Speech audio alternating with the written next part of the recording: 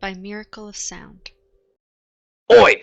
Look who's back, eh? Welcome to the Shardbreaker podcast, episode flipping 5. We're digging through the Lost Metals, chapters 43 all the way to 50 bloody 3. Name's Mythic. I'm fella running it. The show's flapping me gums so you don't have to read in silence. Got Midnight here too, shiny hat, sharper brain. And of course Darkness, quiet type, real spooky. Oh, so good. I love Wayne, bro. That's so great. That was so great. I can't do the voice, but I sure That's as hell. okay. Like, I wish the voice you guys could hear from the fucking... Oh, am I back? You are back. I heard you the whole time, Okay. It sounded like. You, barely cut in and out. Okay. The voice that he does in the, audiobook, like they do for the audiobook, is absolute chef's kiss. It is so... I could, there's no way that's not Wayne. The way he talks. It's crazy. I definitely don't do it justice. What's that? I said it's not even the voice actor, it's just Wayne. It's just Wayne doing it? Yeah, exactly. Wayne is the voice actor. But Wayne is the voice actor of every book, obviously. I wish, man. Wayne would be a great voice actor. You would be. No. The Wayne in this book, or these chapters, the Wayne that we got to see in these chapters, read me every book, please. In that absolute, demonic voice that, it had me so good. I was like, this man's about to pop off. He told you to stop mimicking him. You better stop mimicking him. Alright, so before we get into everything, we've got a quick email from Danny the Spoon Lord. That had been... Yeah, it had been sent a while ago, but unfortunately for some reason it got stuck in my spam folder. So this is from a little while ago. It says, "Hi, I'm powering through the podcast, became a Patreon yesterday-ish, and just started the Alloy of Law. I've read Rhythm of War, and after I catch up, I'm going to start Wind and Truth, and listening to you guys is so fun. I just want to pick you up and hold you in my hands like you're a tiny creature or something. I'm fully dying to hear the sounds of no spoilers in your voice when you talk. You're a delightful way to make it through the night shift at work, and I don't know what I'm going to do with myself when I catch up. Can't wait to hear you guys talk about Oathbreaker one day. I hope you have a wonderful day. Danny." Oh, we did do Oathbreaker, yeah. Yes. So yeah, that was a very nice email from Danny. I'm so sorry that I missed your email previously. I'm gonna fuck around Mr. with my... Spoonlord, when you catch up and you are here, Mr. Spoonlord, I hope Danny you is they, enjoyed them. everything. Oh, I'm sorry. That's my fault. When you catch up, Danny. The Honorable Danny. Yeah, the Honorable Spoonlord over yes. here. When you catch up, I hope you loved it so much the whole time. I hope it's always been a wonderful time, even when we have some of the incredible long rants. We hope you enjoy it so much, Danny, and we appreciate your email. Reminder, everyone, because we haven't really talked about it much, my email, I believe, should be in the description of each of the Spotify episodes, but it is corruptedmidnightttv@gmail.com. If you want to send us an email, I am happy to go through it. Darkness and Mythic cannot read them, so feel free to, if you want to give spoilers, you can. I just won't read that part out to them. So yeah, thank you guys so much, and we really appreciate you, Danny, for being our Patreon, and I hope your night shifts have been lots of fun. Yeah, I mean, you're probably, every time she says your name, It's a great name. Absolutely, yeah. I repeat it every time, so.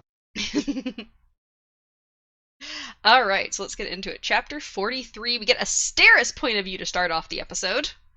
Ew. You say as if you weren't talking about how much you liked her last time.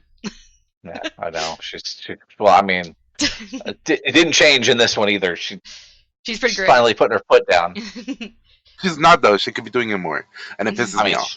You're not wrong. She probably could do it more, but, I mean, she's starting to put her foot down. She's about to get into evacuation mode, though. She's ready to go. Girl, she should have been starting, when this woman was like, "Oh, y'all are talking about how y'all are all gonna leave and leave everybody behind," and her first response was, "Well, I kind of technically did the same thing with my children."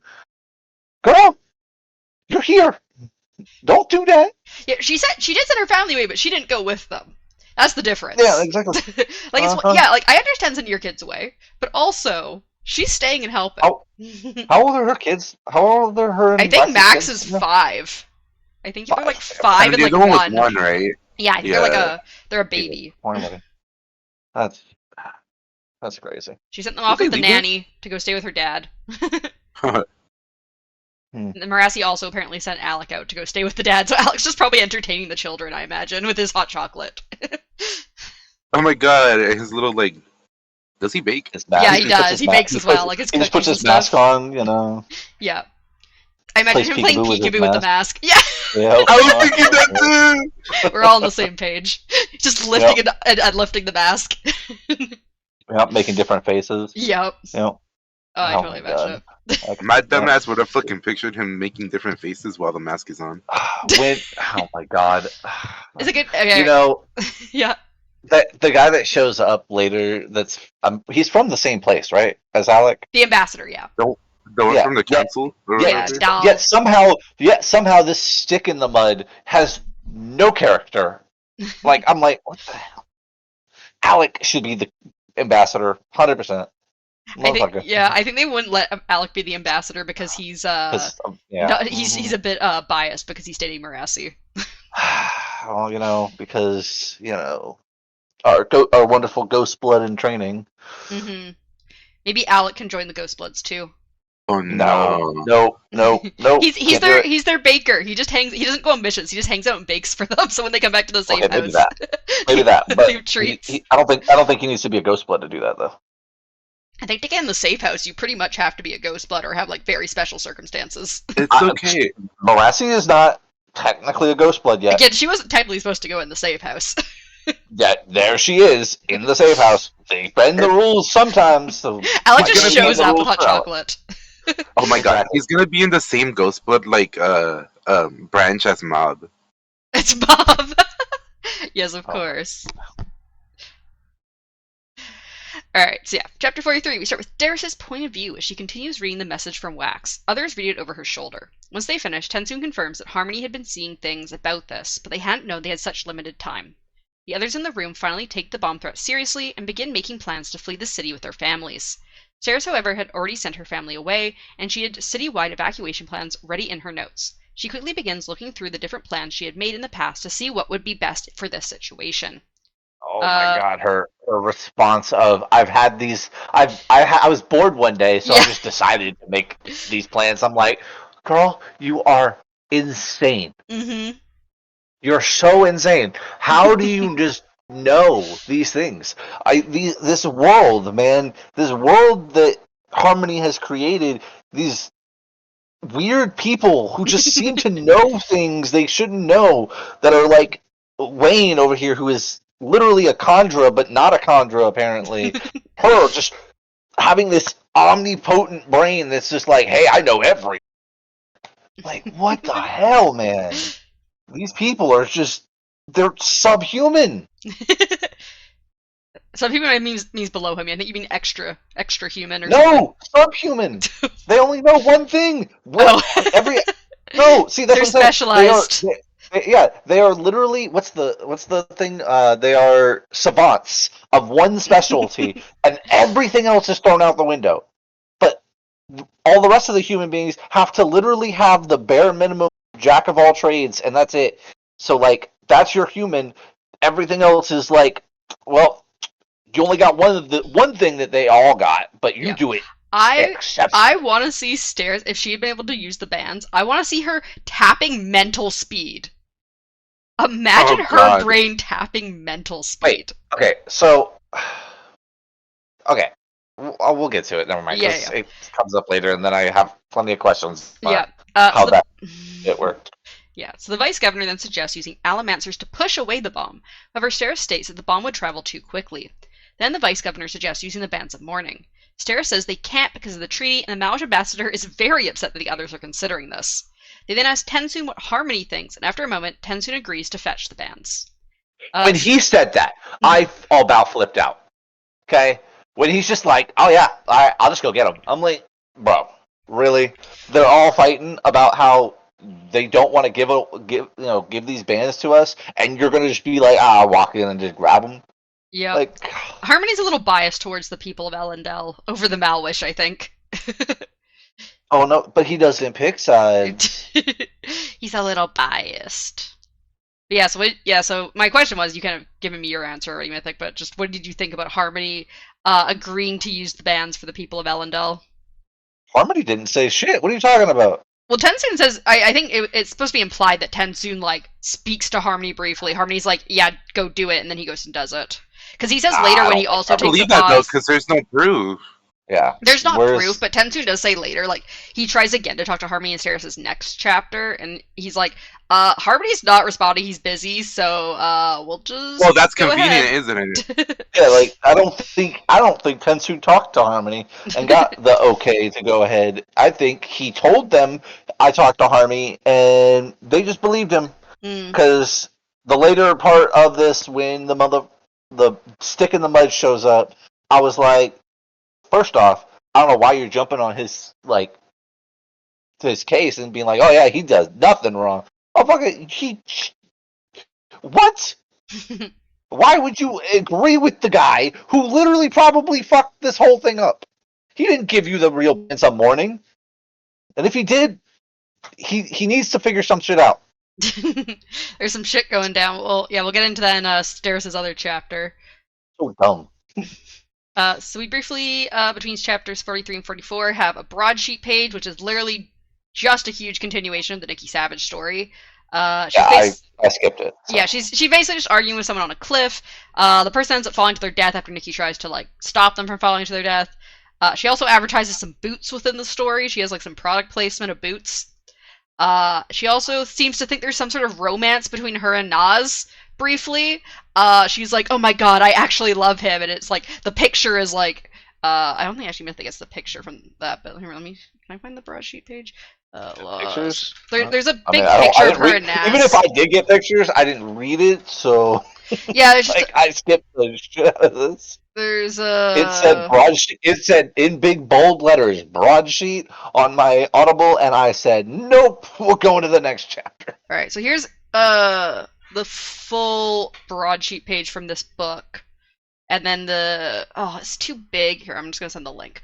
But basically there's a big picture of Nikki and Naz on, like, the middle right side there. Oh, well, it instantly it loaded the image. a picture. Okay. I'm guessing that the middle, like, bottom part here. Yeah, so we've seen all the other sections. This is, I think, probably the last part of the broadsheet pages is why it's showing the whole one. What was the guy's name that was with the cartographer woman? Yeah, that's Naz. That's this guy. Okay, that's what I thought. Yeah. So he's here he's just supposed to look like? Yeah, apparently that's him. But what I'm saying though is, like, is the picture accurate? Is this her rendition of Nez, or is this what probably Nez it probably is like he's probably meant to look like because, like, his hair is covering his face. He's probably meant to look like mysterious and handsome. Like, it might not be exact 1-to-1, but it's probably close-ish. That's not how I pictured Nez. So. Yeah, she probably has him looking a little more. Oh hey, I love the little bottom thing of the Sunni pup. Yeah. It's so cute. But yeah, so she has her little, like, oh my god, I think I love him, and then he transports himself somehow into the cognitive realm, and she's like, he's betrayed me. Okay. And then there's the ad briefly. If I got this instead of just having to listen to them, I might actually enjoy this. But yeah, so we get them in pieces. So we don't get, like, the full sheet like this. We get it kind of cut up into the sections throughout the book. Yeah. I like this way better. I mean, I want this actually though, like, in my hand. Yeah. But yeah, and there's briefly at the very bottom there an ad for a historically accurate Sunni pup, sponsored by Nikki Savage. And my question is, what do you think about the fact that someone, likely Tensoon, has decided that in order to get rid of the bad Sunni pups that they hate, they're gonna make historically accurate ones and sell those instead? We brought this up though, like, literally last time. We were like, yeah. This is like Tensoon's gonna beat them. Yeah, you can't beat them. Join them. Yeah, he's decided, like, if these are gonna be popular, at least, like, let me make some historically accurate ones that I can be okay with. I have. Does he make money off of this? Because he needs some money. I'm assuming these historically accurate ones he would make money off of. Yeah, like so. I mean, The other he's ones like he would a not, I'm you assuming. know he's a political figure now, so he kind of needs money. But Like yeah, every so political figure in history, yeah, so we've now got Tensoon approved historically accurate Suni pups. Like, do they? Okay, you say Tensoon approved. Do they actually know Tensoon? Wait, I just Uh, realized something. so I think this is technically it says it's from like that scientist guy who was complaining about them last time, but it's I think we kind of assumed, and I think it's generally assumed that it's likely Tensoon who's pretending to be this guy, being like, Yeah, no, yeah, no, that's what we how said. dare you? No. What I meant though is the dog. Do they know it's Tensoon? The Yes, that's why they're called Suni concept. because it's short for Okay. Tensoon. Okay. I don't Yeah, know. because it's supposed to be the dog form of like the Minute. dog that he was when he was hanging out with Vin. So it's like this historically like it's like That having is like a not what I unicorn pictured. plushie. That is not what I Yeah, pictured cause when I thought of yeah, that. cause we have unicorn plushies because our historically Jesus had fucking unicorns, you know. Yeah. Yeah, exactly. But Uh, Our dog I culture was had I, wa- unicorns. I Yes. was so confused because like the puppy had a like a like a zipper, you know, like a storage thing, and then I was like, Oh why my does it god. have that? That's so random. And then I just realized right now why it has it. He does that, doesn't he, in the book? yeah, because Yeah, he he makes flesh like Yeah. pouch. opens So up does his Milan. skin. Yeah, yeah. So like I he's completely got a forgot he storage does that. pouch. Yeah. I think I've seen someone like make their own versions, and instead of it having just a pocket, you can flip it inside out to make it look like a mist wraith. That's Oh, kind of cool. that's cool. Right? Where's this and where can I buy it? Like I don't know if it was. I think it was just something I saw randomly on Reddit a few years ago that someone had made themselves. SUNY just a pup broadsheet that I flipped can to. take, or Uh, I'm about to fucking send an Elementary Jack broadsheet to fucking Mythic. oh, I think it was this one. you print it out So and send it this to me. it's Do it. not a full on SUNY pup. It's kind of like a little like chibi version, but you can kind of see at the bottom like you can flip it inside out like those little octopus guys, and it'll make like a mist wraith. Let's see the Yeah. mystery version. What's the Um, mystery look like? What do they think a mystery looks like? wait, is this actually being sold? Mistborn Year of Sander. Oh, I think this might have came in one of the boxes during COVID. Oh, damn! I'm trying to So I find a. missed out. I'm trying to. I also didn't get one. Oh wait, is this the picture of him reversed? Oh, it's kind of like a glowing skeletal version. Here's a Oh, picture. Here's a oh, picture of Mist Wraith skeleton dog Tensu. uh, okay, interesting. Yeah, it's the Not what I SUNY thought. Pup What I thought it reversible looked like. plushie. Is that what it's called? Yeah. Yeah. Where do I buy these? I don't know if they're sold or not on his website. Oh, I found one on eBay for $300. Oh, hey, there's another one for 60.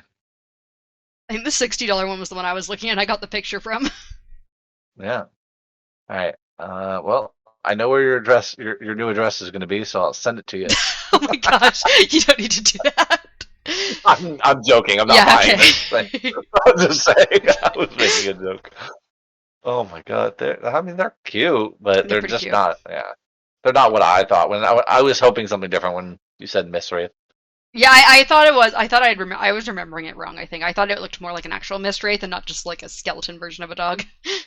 Yeah, which I mean, Uh, it's still pretty cool, but it's very cute. He looks yeah, so happy as well. yeah, so not like the broadsheet photo. That's not a face I can ever imagine Tensoon making. I cannot imagine him being that happy. He's such a serious person in my eyes. My question is, when did these start coming out? Like, I think they only came out. I think it was like a limited quantity that came out during his Year of Sanderson boxes that came out during COVID with the special books and everything. But like you could buy either just the book boxes, which is what we got, or you could buy 12 boxes, so you got one each month, and some of them came with extra merch that I think was like just for them. oh look, I found an ink spread Uh, on eBay for $50.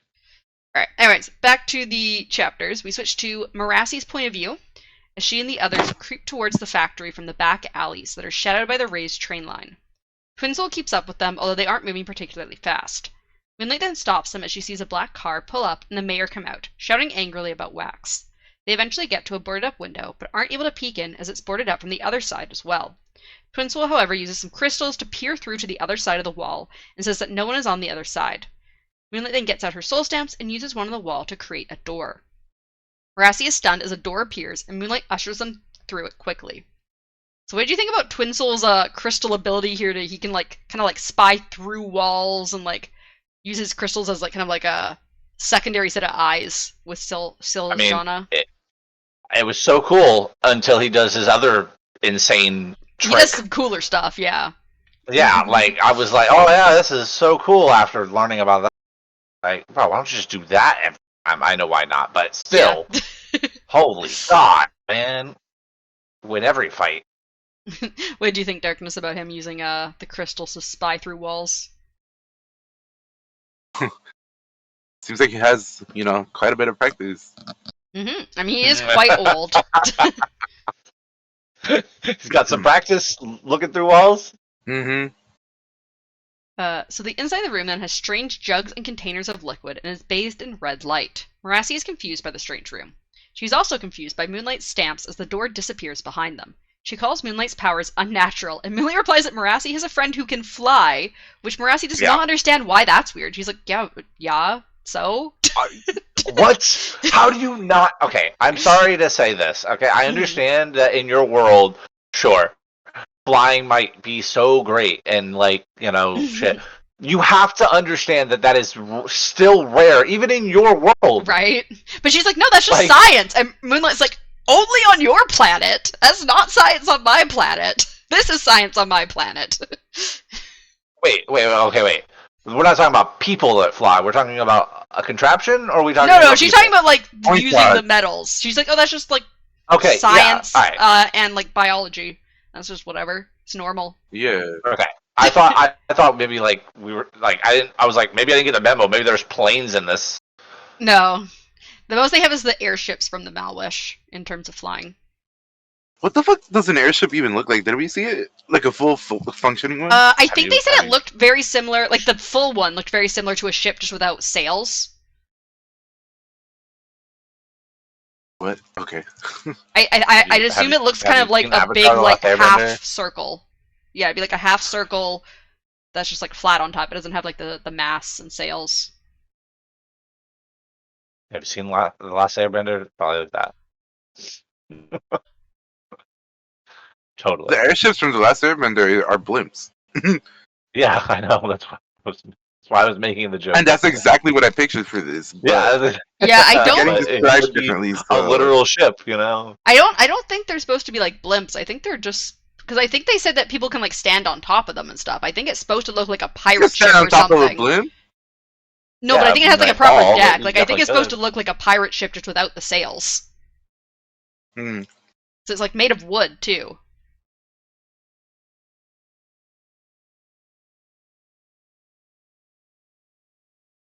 That's like telling me picture a hot air balloon without the balloon. No, picture a pirate ship, but it floats in the air. Isn't there?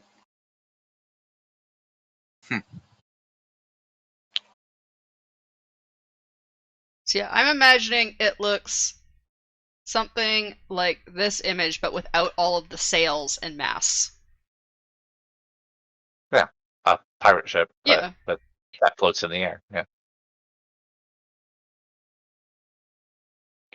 I'll find you what I was picturing real quick because this is from a different show, not this. So. Mm-hmm. As you're looking for that, though, Marassi takes out her rifle, and they move into the adjacent room, which is completely dark and has rows of chairs. Marassi fumbles for a light switch and instead turns on a movie projector, which shocks her as she's never seen a moving image before.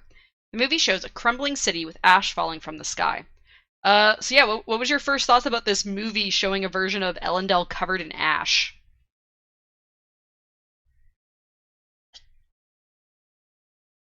I could see that.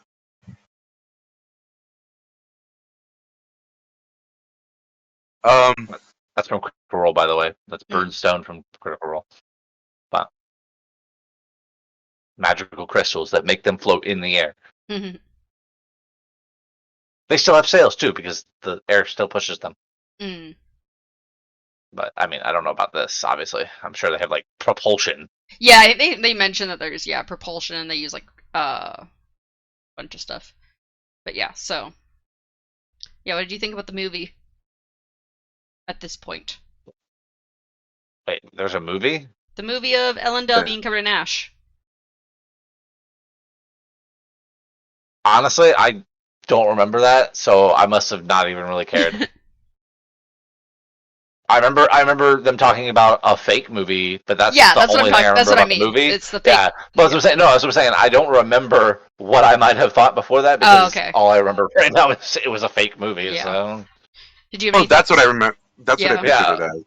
This, like, you see the third one? Oh yeah. Hey. Yeah. That's what Like I pictured it propulsion. as, the third one. I think it's kind of like that, except I think the propulsions are like below it instead of to the side. Hmm. I Looks was like a like, where have I drone. seen this? I was like, oh, the helicarrier from Looks you like know a Marvel. yeah. It looks like a drone, to be honest. Like a ship version of a drone. This is the Joan version of that. Oh my god. All right. So But yeah, I was trying to figure out if it was like past or future or whatever, Mhm. based on the description of what they were seeing. Yeah. Because it could have been just like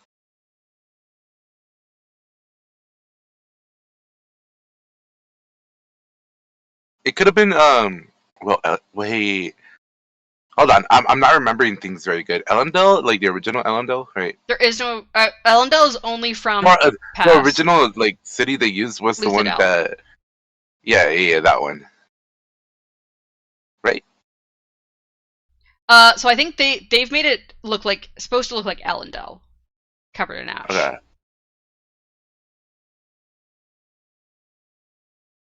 But yeah, so chapter 45, we continue with Marassi's point of view. As she, Moonlight, and Twinsoul are all shocked seeing this moving image, because apparently there's no movies on their planets either. So Marassi thinks back to Vendel projecting a still image for them previously, and how he mentioned how Harmony had said that images would move in the future. Moonlight then calls them to an adjacent room that has a miniature model of the city that was in the moving picture. Marassi is relieved when she realizes that this moving image was not of the past or future, but instead a fake. So yeah, were you surprised that the picture and movie were fake, or were you expecting it? I mean, I like I said, I don't remember like actually clocking them watching a movie of Mm-hmm.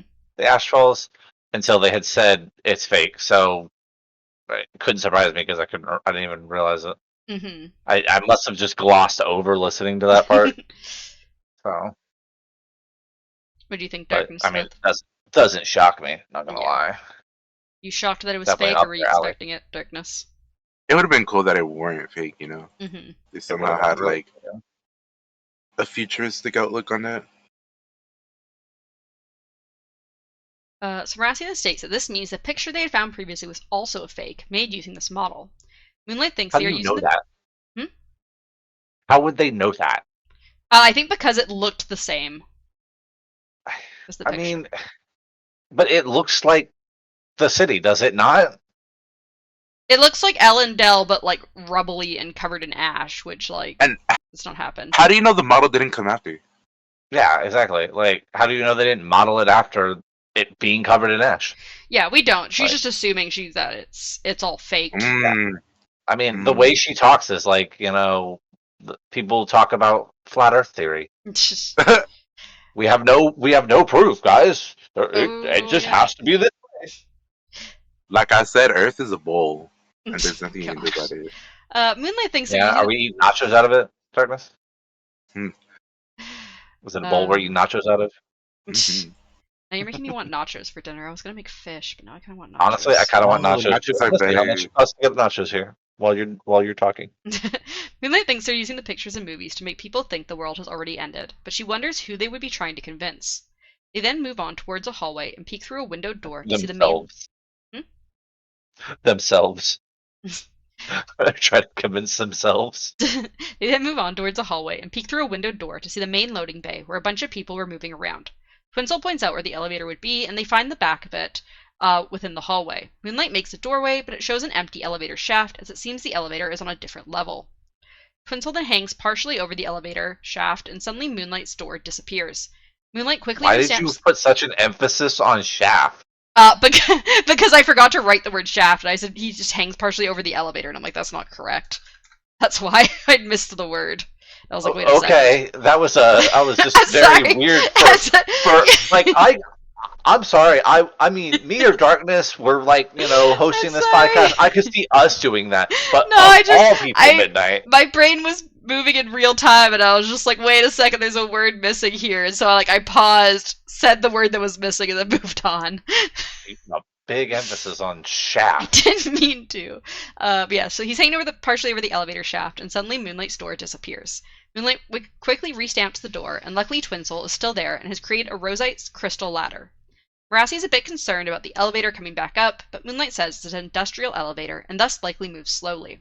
Plus, there is room for them to ride on top of it without being squashed when it gets to the floor. Are there any photos of these scenes with this man doing crystal magic? I can see if anyone's done fan art of him. Because I want to know what he looks like, first off, but I also want to know what this power looks like every time he does it. You think you could shave his crystals and snort it?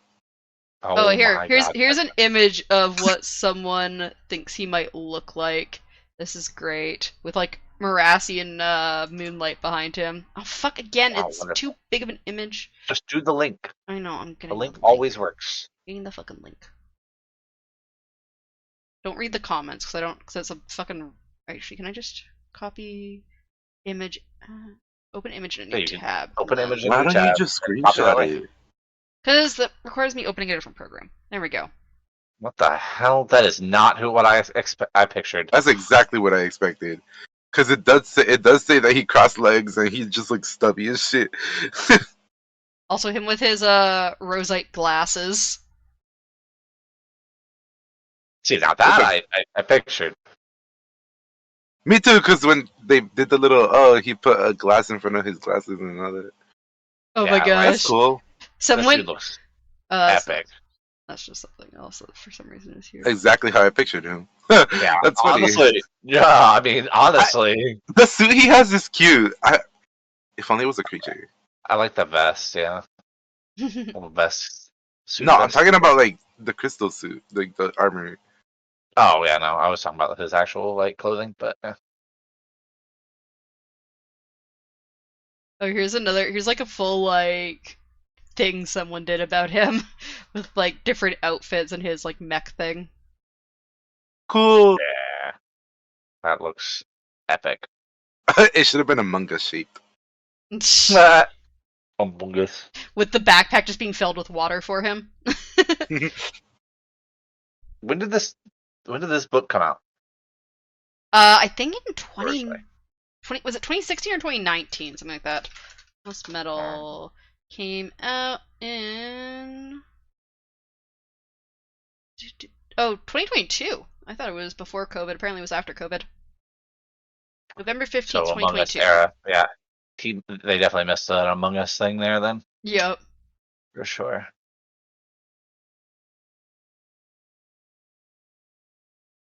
Oh my god, what is this image? This is someone did a little chibi image of the Ghostbloods both on Roshar and on Scadrial with Kelsier in the middle. Yes. There's a fucking dog? Yeah, remember the one girl has a dog! The Kaise has a dog. I don't remember that. That's how I see it, 100%. That's the Ghostbloods there. Wait, does he have the thing in his eye? Yeah, he has the Sweet, yeah, he does. Yeah. Awesome. He's got the Merewell flower. Wait, who's the guy with the birds? That's the guy from Roshar. That's Mraize. Huh. Remember Marassi? No, Mraize. Remember he's got the colorful chickens that speak. Oh yeah! I honestly could not remember that they were. Yeah, okay.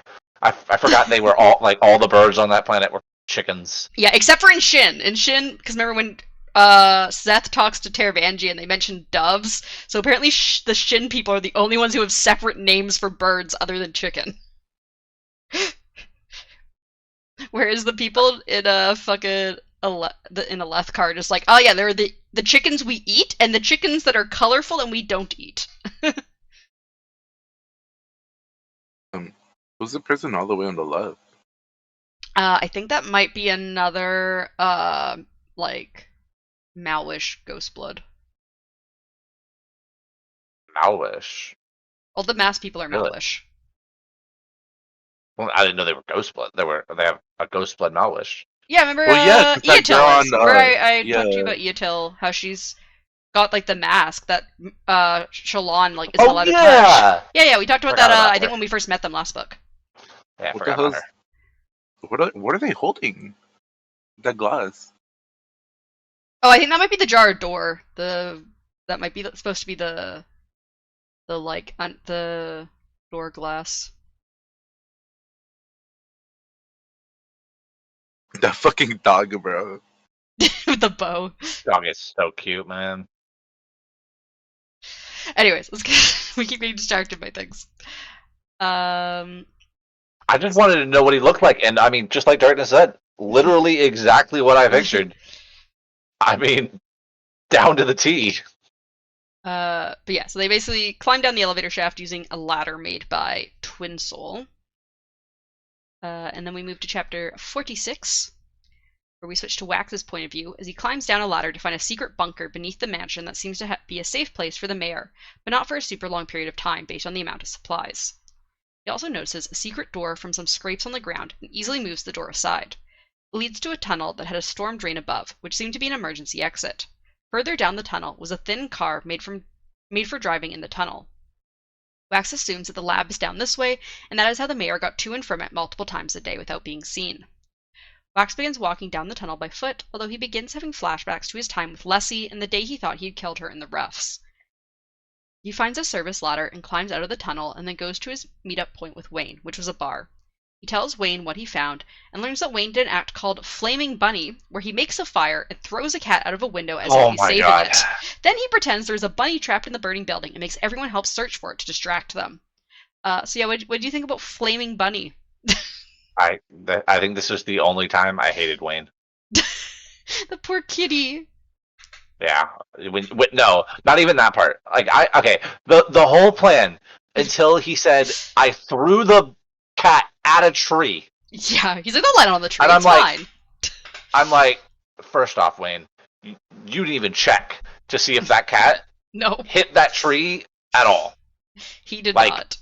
You straight up just were like, yeah, no, cat's fine. Wax was also very concerned about the cat. He's like, what the fuck are you talking about? You kidnapped this random cat and like basically threw it to its death. And he's like, no, it's fine. It hit the tree. It like landed in the tree. He's like, he's like, what do you mean? They don't just land in trees. Oh my god. I was like, Wayne. Like, what was that? Wayne reminded me of the one dude from the very first book we read in Shardbreaker who loved animals. Tonka. He loved animals, guys. Yeah, and then all of a sudden you find out later he killed literally every one of his animals. Yup. And had them pinned to a wall in the basement. That's what Wayne reminds me of in this. Jesus. I had never... I loved Wayne. Even, like, I mean, he makes up for it later. But I loved Wayne the entire time. And then that just... I was like, oh. Like, of all things you've done in your life, that is the worst. I don't care what you did to this girl before, or her father, or whatever. Yeah, I don't care. You How dare killed a cat. These poor kitties. And it's not the first time he's apparently done Flaming Bunny either. No, that's what even made me even more mad about it. I was like, really, man? You don't see any problem with this? I know, right? That's Wax's whole concern too. He's like, but the cat. What happened to the cat? Did it singe any of its hair? Like, please, I need more about this cat, please. Tell us the cat survived. The cat was actually secretly a Khandra. Yeah, right. It was a Khandra keeping an eye on him. That would have been hilarious, to be honest. But no, it made me think so much about it that even later when, like, I think it's Marassi and them, when they find the like creature that has been created, I was like, this is the cat. Oh no. It's gonna kill Wayne now. What did you think about Flaming Bunny, Darkness? That's a cool plan. Okay. I can't even say, like, oh, I'm worried about the animals, because, like, that's a cool plan. So they head outside as Wayne talks, and Wax stares in shock at the mayor's mansion that is completely covered in flames and smoke. It has so much smoke that it reminds him of the old depictions of the Deepness. And Wayne goes on What? about That's a wild throwback, to be honest. You right. mean the darkness? No, the Deepness. Wayne goes on about how the cat he threw out the window. I feel like that's what Wayne says to every girl he's ever been with, but sure. Wayne goes on about how the cat he threw out the window is fine because he threw it at a tree, and cats always land on trees, which he probably learned from a board in a school he once burned down. Wax at first doesn't remember this school, but when Wayne says the name, he remembers that it was an evil school indeed, so it's fine that I guess he burned it honestly, down. I didn't even remember about the school. I'm so caught on this cat thing. Mm-hmm. Like, Wayne, come on, man. We're better than this. Waxon leads them back down to the tunnel that supposedly heads to the lab that the mayor had been visiting. He shows Wayne the calendar and then looks at the letters again that he had gotten from the newspaper lady and realizes they were forgeries. He thinks that Telson is going to make it seem like Ellendale was making the bomb and they accidentally blew themselves up, since people likely wouldn't follow her if they knew she had bombed a city. Wayne contributes that she could pretend to find some details about the bomb, and they could use those bomb schematics to defend themselves against the Malwish and unite the basin without Ellendale. So yeah, what do you think about what Wax and Wayne believe Telson's whole plan is with these like forged letters? I mean, they're always like a step behind her, so I feel like they're not completely right, but in the same vein, that's a great plan. Yeah. Make it seem like they were testing out this bomb and that like they were going to use it on the outer cities, but actually they just blew themselves up. I And mean, it's like, wow, honestly, that's horrible. Just blame the Malwish and you'll be fine. 100%. Just bomb the Malwish. No. What would that show? That would show nothing. It would literally start conflict. What do you mean? Yeah, but I mean, it wouldn't show that she's able to be a leader of the whole. The army's already there. It don't even matter. Oh yeah, you're not wrong. I don't think that it matters at all. You're not wrong on that part. Like, I agree with you but I think in her mind, right? Like, she's got to think of how it would look, right? Like, how do I make myself look good? And I also think though, like, the Malwish are supposedly like more technologically advanced than them because they've actually like not been in the place. So, like, wouldn't it have made more sense to go after the Malwish instead of after Ellendale? Because you're like, hey, we're going after like the bigger threat here on our planet. Yeah.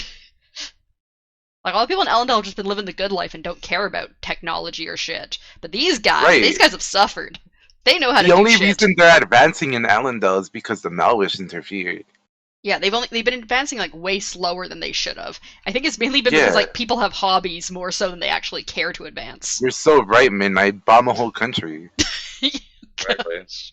Yeah, man. Yeah, so but like other people I know. Midnight for president. No. Yeah, Midnight for president, 100%. It's about the same thing, Midnight. It's fine. Wayne then lightens the mood by asking Wax if he farted in the mayor's chair, which Wax says he definitely did not. Oh my god. He then realizes, tirade. Oh my god, yeah. He then realizes he has a very similar chair, and Wayne agrees that he does, but then tries to change the conversation away from whether he's been farting in Wax's chair. Wayne then goes on about how the tunnel is like the canyon in his mother's story, and that it's good the set might find them down here, as Wax, as the hero, needs to defeat a bad guy in the canyon. However, they are suddenly cut off in their conversation by someone shooting at them from down the corridor. Wax and Wayne both duck to the side, and Wax sees the clone shot from earlier, and the woman in the bowler hat. Thank God somebody shot at them. God. I don't think I could have gone on any longer with that dumb conversation of, oh, did you fart in my chair? Max is like, what the fuck, dude? Who cares? He's like, you are such a child. What are you talking about? Like, who cares? I mean, like I said, he wasn't making it any better. Like, I was starting to hate Wayne so much until one scene, and then I'm like, ah, well, you're forgiven for every issue before. Wayne disguises his horrific trauma with really immature jokes is kind of his main thing. Huh. So yeah, we then get to chapter 47, where we switch back to Merassi's point of view, as they get to the bottom of the elevator shaft and step onto the top of the elevator. Merassi opens the service hatch, and they can see the elevator is empty, but the doors are open. Twinsel uses his rosite to check in, and says that there are guards facing the elevator, and it definitely leads into some tunnels and caves. Twinsel also mentions that the guards seem to be talking to each other rather than focusing on guarding the elevator. He suggests he can send the guards to the Aethers, but Moonlight says they need to be quiet. So what do you think Twinsoul would have done to these guards to send them to the Aethers? Honestly, this man is insane already. Like, he could have put him in a black hole for all I know. Apparently he was going to do something that would have been really loud, because Moonlight's like, dude, we're trying to keep a low profile here. I mean, He would have grinded I their think bones to everything he dust. does is loud, to be honest. But His little tiny I think even crystals that drinking his spy on tea. things aren't loud. Nah, I think they're loud. They're just, Him announcing what he sees is loud. Yeah. Because he's going partially deaf, obviously, in his old age. Oh my god, this old motherfucker, bro. He's like fucking, I think, like 80 or something, Marassi thinks. It's the dehydration, bro. It is the dehydration. It's really fucking him up. He's actually like 25. I was but like, he just gonna say he's like actually like 40 or something. He just looks 80 because he's so dehydrated. It's like wrinkly. This is a great time to plug our hydro flask. We don't have a hydro flask. Not yet. Not yet. Hydro flask sponsor coming up. Brandon needs to make a fucking Twinsoul hydro flask. I mean, hey man, he already put Kelsier in Fortnite. Why couldn't he make a hydro flask? So Rassia's Twinsoul creates some handholds so she can lower herself down into the elevator a little bit. She watches as the two guards seem to be flirting as she charges an elementic grenade and throws it while the woman is laughing at something the man said. She catches them in a slow bubble before telling Twinsoul and Moonlight they can go down. Once they're all in the elevator, they quickly move around the slow bubble and head into a nearby tunnel. Rassi pulls the elementic grenade back to her with a fishing line, causing the bubble to pop. They wait for a moment, but it seems the guards don't notice what happened, so they continue down the tunnel. So what do you think of Marassi's new little trick with her elementic grenade of like she's basically got it like on a rope on like a thread that she can like yank it here and there to get it back. Yeah. Reminds me of the like old little tricks that people used to do with the coin. Like, they would tie a string to a coin, Yeah. and they would give it to you, and then like they'd pull it back. You know. Mm. I imagine her throwing it like a yo-yo, like it just like goes whoosh out of her hand, and then just when she like pulls it back, like she catches it again. It's just like a really long yo-yo.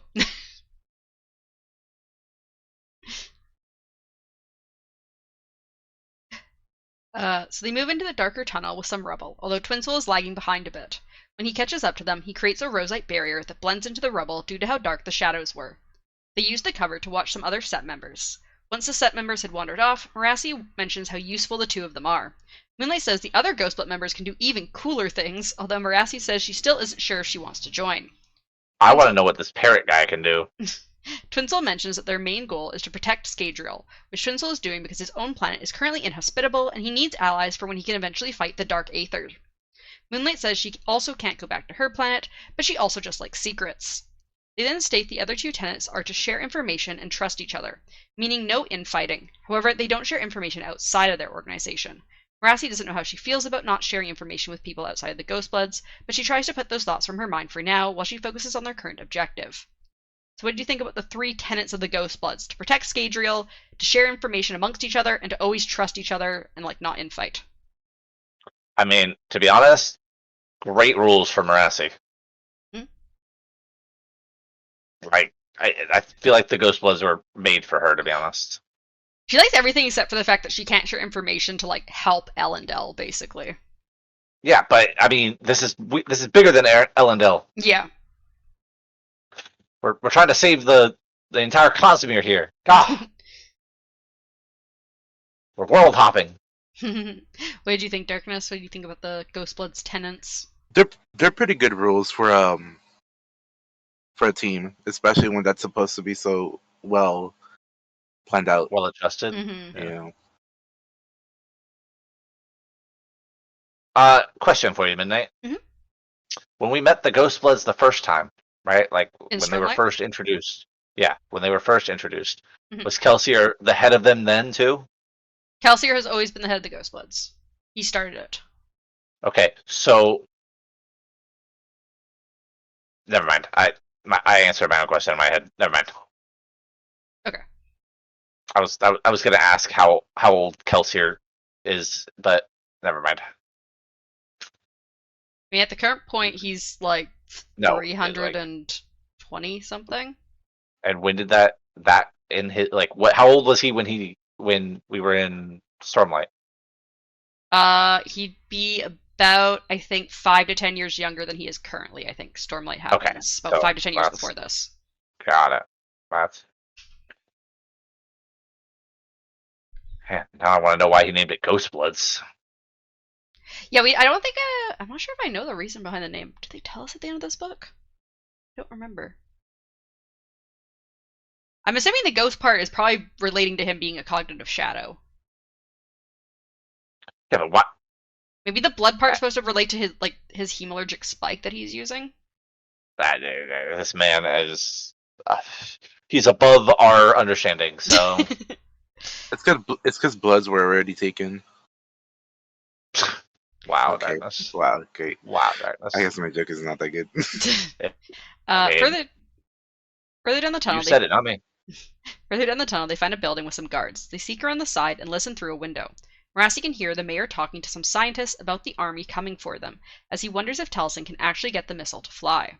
The mayor continues on about how he had been wanting to take over Telsin's place as Autonomy's avatar, but it seemed that even if Telsin failed, the army would invade and the mayor would only be in charge of ashes.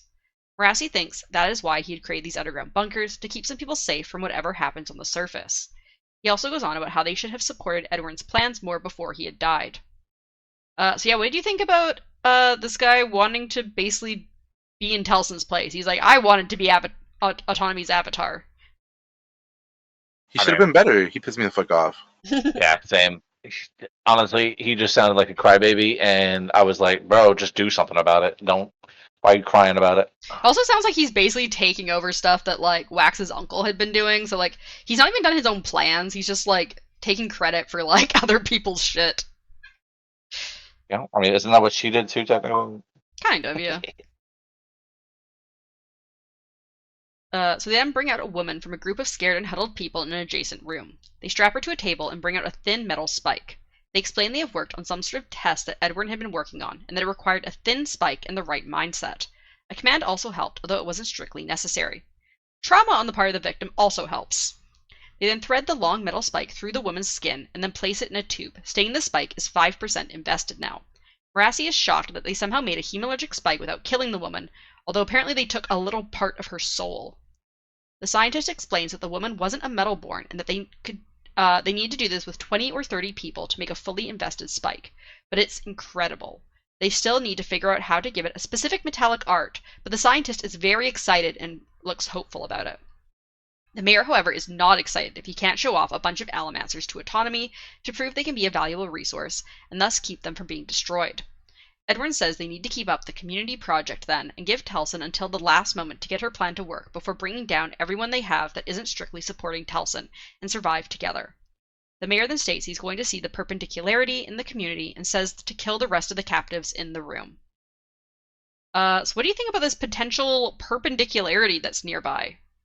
Because we know Harmony's perpendicularity is supposed to be in the Malwish territory, not in Bilming. So she's created, or Trell has created, or Autonomy has created a perpendicularity here. Sounds potential. You know, I mean, isn't that kind of what they were talking about later too? When Yeah, they were Moonlight like, kind of gives like a thing saying like there's Autonomy's been able to create perpendicularities on other planets, but like she's like we don't really know how she's doing it. they're all connected to Adonisia. Also, what do you think this community project is? Like, what It's is a it shelter. actually? Because we know they have a town. We know that from. What'd the you end of say? these It's a chapters. shell company? I said it's a shelter. It's a shelter. I thought you said it's a shell company. I was like, what? I don't think they're that advanced yet. So you think it's just like a place for like them and their families to live while they ride out whatever apocalypse is coming? No, absolutely not. No, they'll just jump in the perpendicularity and go to another world Loki? and come That's not back a bad plan. here. Yeah, and come back here in like 100 years or whatever. Where is autonomy situated? Autonomy's on Trell? Taldane. Taldane, that's what it was. Yeah, I knew it was a T. Yeah. I didn't write it down, so I couldn't remember. Huh. I should write it down now, though.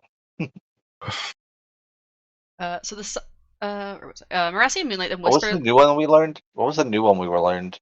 We learned a New new shard God. name. I don't. Did we learn a new? Yeah. We learned some plannings about. I think we learned We about. learned where they were from. We just learned the name as We learned the name Whimsy as a shard name. Whimsy. Okay. No, I had to write it down. Sorry. But yeah, so Marasi and Moonlight then whisper about the spikes, which Marasi calls barbaric since it still takes a piece of the person's soul. Moonlight, however, says this could lead to spikes made of pure investiture instead of using souls, such as using the jars of Door to make spikes. Moonlight wants to go tell Kelsier, but Twinsoul says they need to continue with their operation, as if the planet is destroyed, it won't matter if Kelsier knows about the spikes. Marasi I then do want to say, I'm sorry, I do want to say I completely disagree with that whole fucking statement because it doesn't matter if you Right. get information and you don't fucking give it when you're dead. Exactly. I agree. They definitely should have told Kelsier. Kelsier's a god after all. I mean, Twinsoul is, we know from later chapters, Twinsoul is heading out with the captive, so maybe he can go back and tell Kelsier. Maybe, but it's stupid that they would deny like the instant like information like give out, you know? Mm. Because like I'm honestly just go. surprised that they don't have like a direct connection to Kelsier at all times. Yeah, they don't have their Seon with them. They didn't bring it. I thought Elantrians brought their Seon with them everywhere. Yeah, but remember, Kaise is the one with the Seon, not Moonlight. Well, I mean, that might change. So They call it Kaise's friend. So she's the one that has the Seon. She didn't come with them. But yeah, so Marasi then insists on them saving the prisoners before they continue on down the tunnels, even though it could risk them being found. So what do you think about the potential for there to be hemalurgic spikes in the future without them having to kill allomancers or feruchemists to create them? yeah, that sounds too futuristic and not as barbaric. So I don't believe that's going to be true. Sounds terrifying. Simply for the fact that uh that means you would be able to take somebody's powers without killing them, right? And just Yeah. permanently have them. I mean, I you'd think be able to take power, but yeah, I I don't think think Moonlight's take idea a here person. is that you wouldn't even have to take anyone's powers. You could just somehow create a spike using like unkeyed investiture and just It's make not spikes how, from I nobody. don't think that's how that works in general though, because like it's taking their fucking soul. It's not currently. Moonlight says that this It could. information that they've gotten might lead to that in the future, is what she's been saying.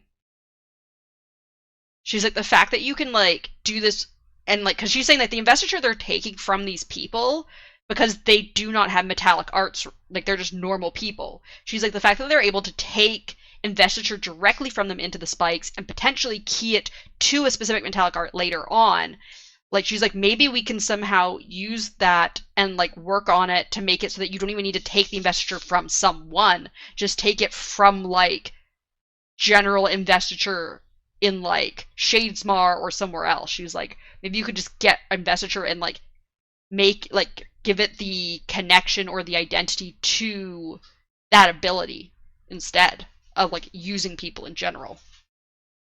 That's weird, because like the way the scientists were talking about it, it's based on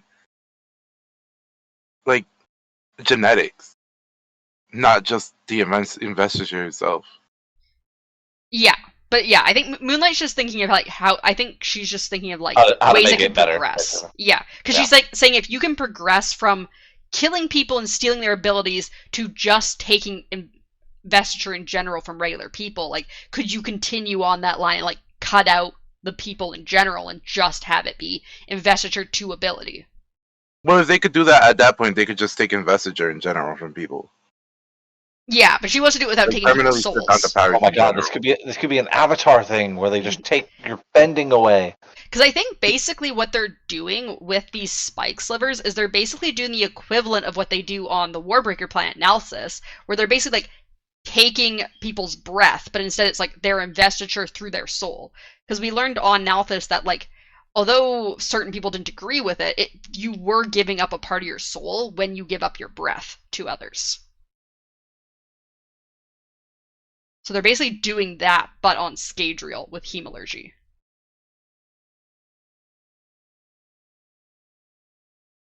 Huh. I didn't remember that whole giving up your soul thing, but yeah. Yeah, it was part Or of Warbreaker. the main like Vivenna and Ciri's religion was like the breath that you have is your soul, and then like Jules, which was one of the bad guys, she was like, that's not true, you're not like lacking your soul. But then I believe we find out like near the end when we get, and also through Brandon's annotations, we find out that like yes, you actually are still giving up part of your soul. Like that it is how that works. It's not your whole Yeah, soul, so but you're it is just part of your wrong. soul. You're just wrong, Vivenna. God, Everyone was wrong. It was a just weird middle wrong. ground. That's a ghost blood.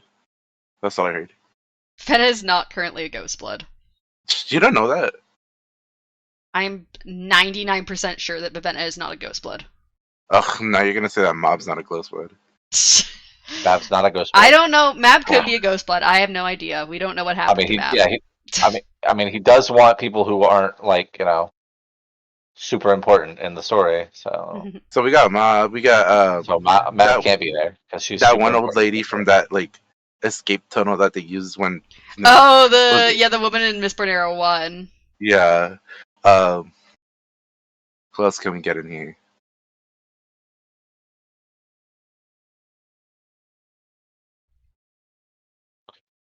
But yeah, so chapter 48, we switch to Steris's point of view again as she works on her plans while keeping an eye on Lady Gardra. She figured that if she was right about her being part of the set, she had time as long as the woman was in the city. However, just as she was starting to doubt whether she was correct, the woman has an attendant come whisper to her, and then she makes an excuse to leave the room. As she leaves, Tensoon comes back with the bands of mourning. The vice governor is eager to use them to save the city, but the Malish ambassador is not happy. He negotiates that if the people of the basin get to use them now, then they get to have them next for whatever disaster they choose.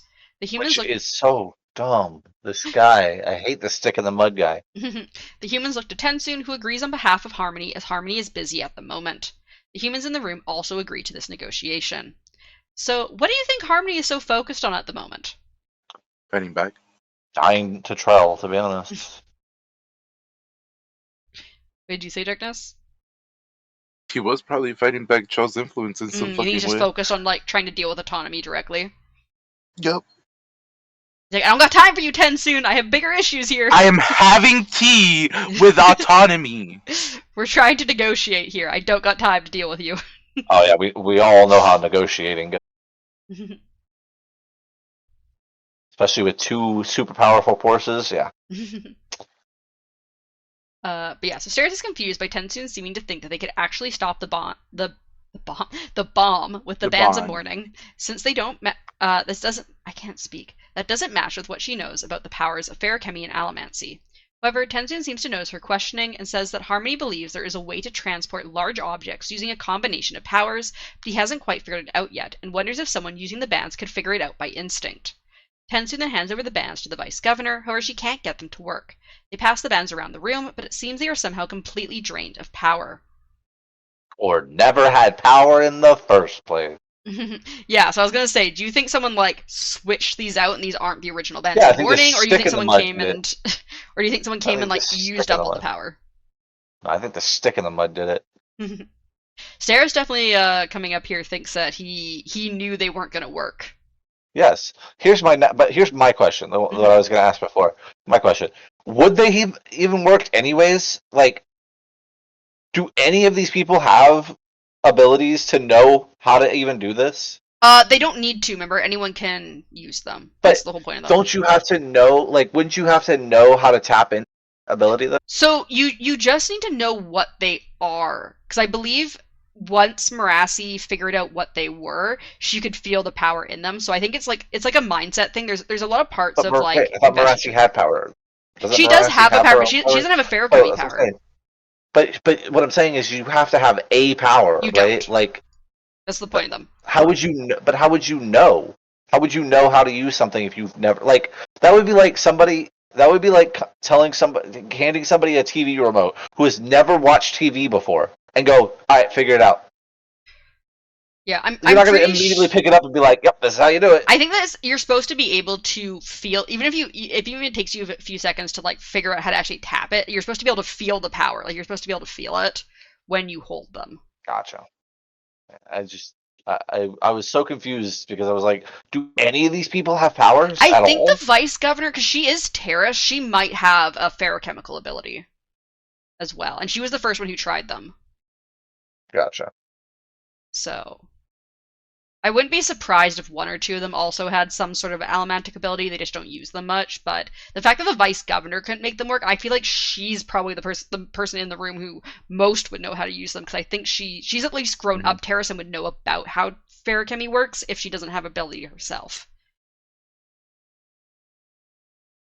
Also, next super big question I had when they were talking about how, or when Tensu was talking about how Harmony believes that you can combine powers together somehow to make, to be able to push large objects.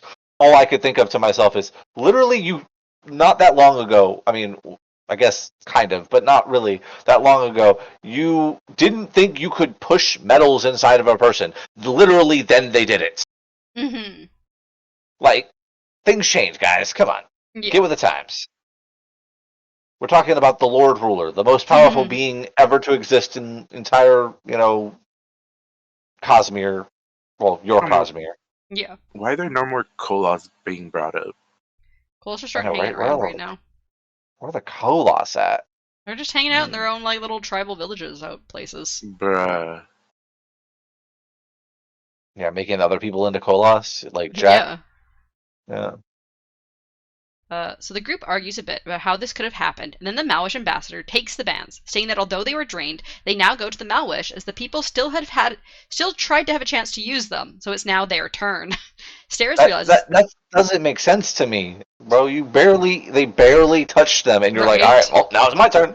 Yeah, Steris realizes that Malwish ambassador had practiced that speech because she's so used to Yeah. practicing speeches herself, meaning he somehow knew the bans would be drained and had planned for this.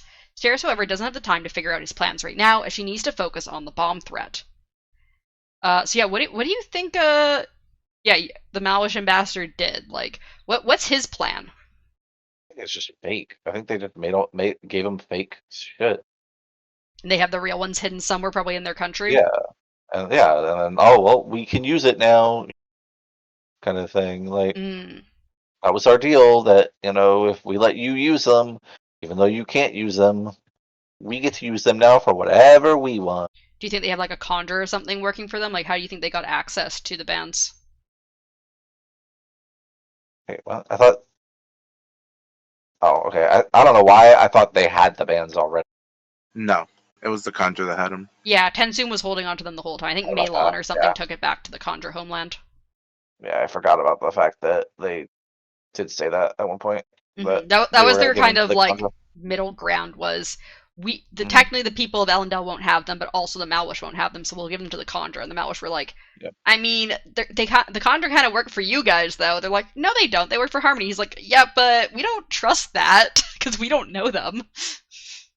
We also don't believe in harmony. Yeah. So They're like, we don't follow Harmony. We don't give a fuck about him, and we don't trust his Conjure. And he's definitely probably biased towards you guys. So like. no, we believe in the one true God, Kelsier. So as the Malwish ambassador begins to leave, he offers to fly any of those in the room out if need be. The vice governor agrees, but Steris is able to convince the governor to stay because of her evacuation plan. Reddy is also shocked that Steris has such a detailed evacuation plan that apparently she put together after finishing taxes early one year. So were you surprised the governor actually stayed to help evacuate the city and didn't like get the fuck out with Yes. everyone else? Yeah, I thought he was going to say, yeah, I'll do it, and then back out immediately. Hmm.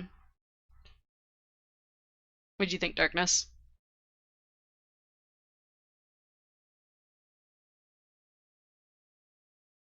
I mean, it was valid, the hesitation, but also the fact that they pulled through at the end was pretty shocking to me because Yeah. like people were ready to go, you know? Yeah, and, like he's also been like this whole book been basically called like a puppet governor who like the vice governor basically just controls and does everything for him, and it's like, you know what? Good on you, dude, for actually caring about the city, even though you like were kind of like super pathetic this whole book so far.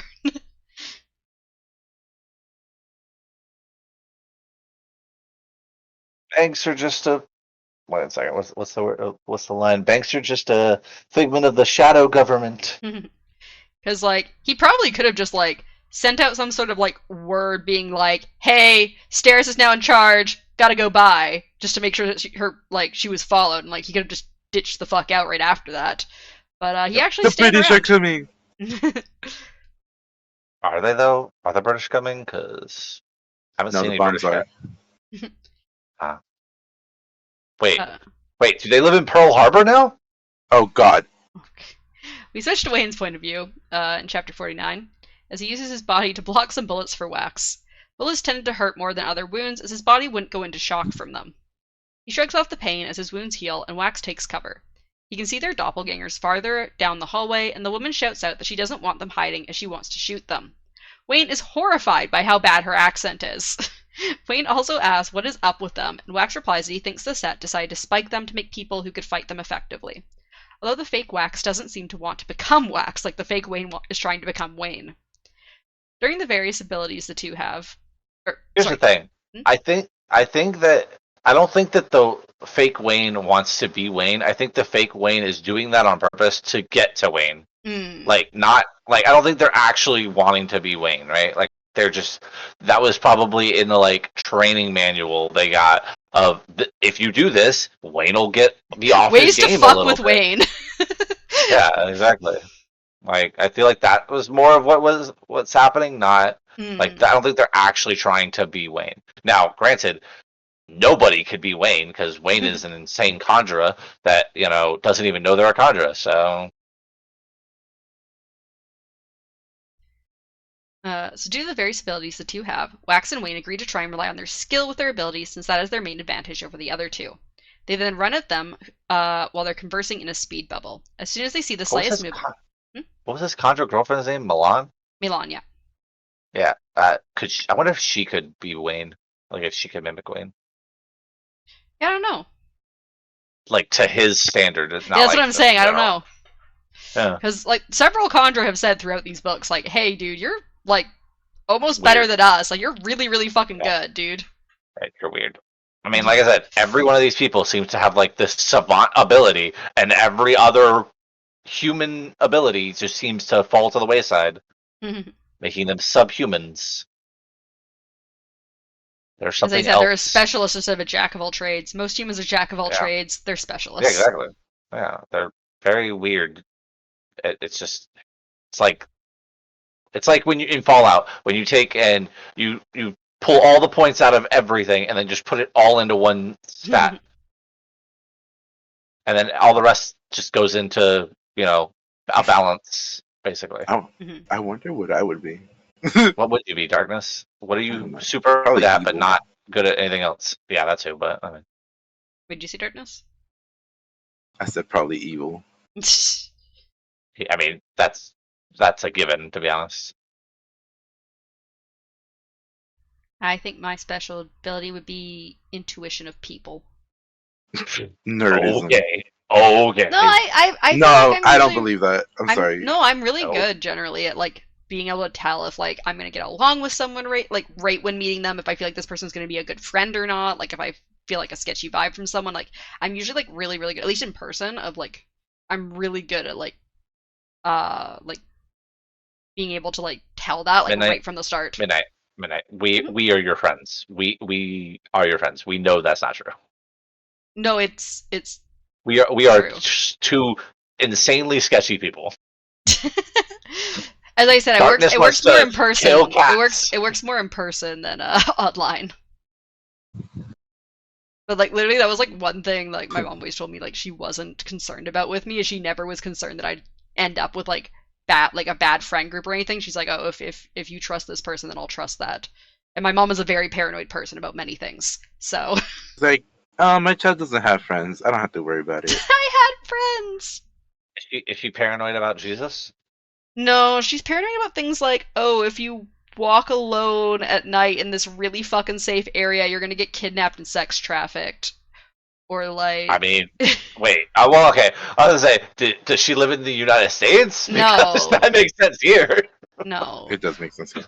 No, I'm talking about like extremely like I was like when I was in high school, I wasn't allowed to walk around our neighborhood alone, even though it was like super suburban, like super safe, like not even like busy, like cars are going like 10 kilometers an hour.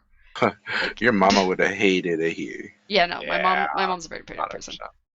Anyways, due to the various abilities the two have, Wax and Wayne agree to try. I mentioned that. No, you Yes, didn't. Yes, you did. both of them are briefly distracted by Wax and the fake Wax fighting, before going back to attacking each other. The woman continues to try to be like Wayne, and Wayne continues to be annoyed by it, saying she isn't him and that her accents are continuously sliding around. She then stabs him with a glass dagger in the chest, as she says she enjoys how he cares more about her accents than her trying to kill him.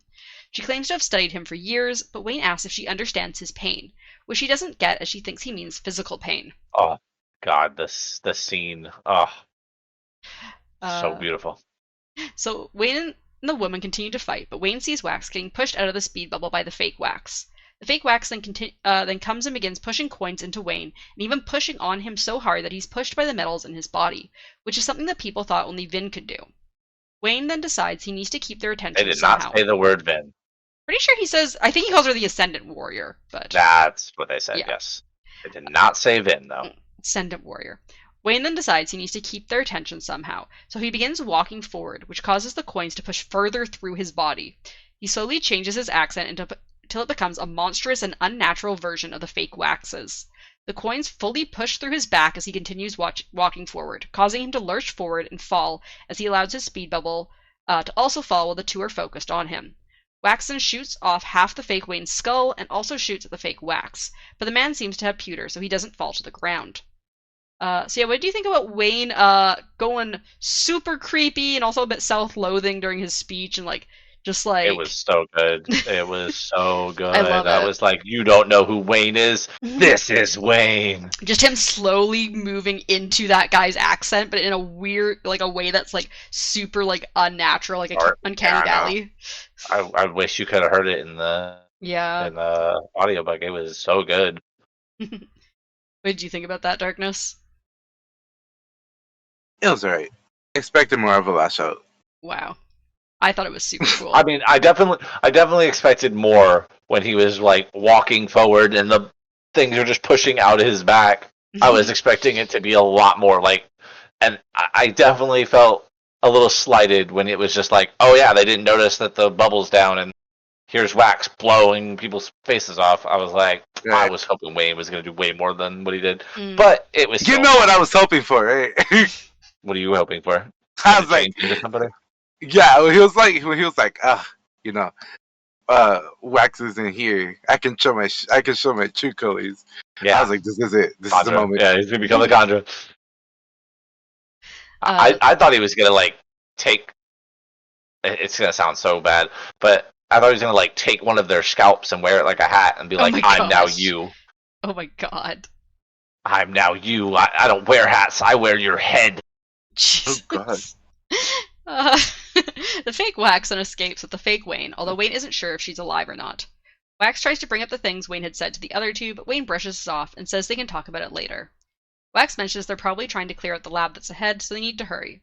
He also asks if Wayne thinks he killed the woman, but when Wayne asks about his luck, has been like, Wax says it's been terrible. Wayne then says they'll be heading to the Mesa next, and Wax needs to be careful or he'll be gobbled up.